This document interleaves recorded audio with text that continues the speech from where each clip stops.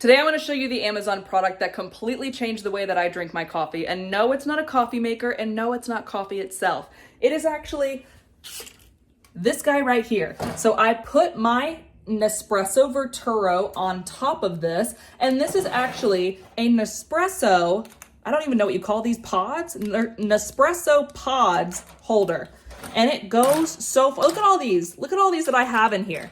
What I really like to do myself is actually separate them. So if I have one flavor here, one flavor here, one flavor here, or as you guys know, if you are Nespresso drinkers, there's different sizes. So this is an espresso pod, so that's gonna be a little bit smaller. Then we have the normal coffee pod. So as you can see, these two are obviously different sizes, but this fits all the way up to the big size. So I personally like to have the big ones in the back, the middle size, like medium in the middle, and then usually the espresso ones at the front. But right now, as you can see, I need to restock. But look, it's so easy, goes in and out. It's very clean, it's very minimalistic, and it has these like nice metal mesh and a really nice cover where I put my coffee machine.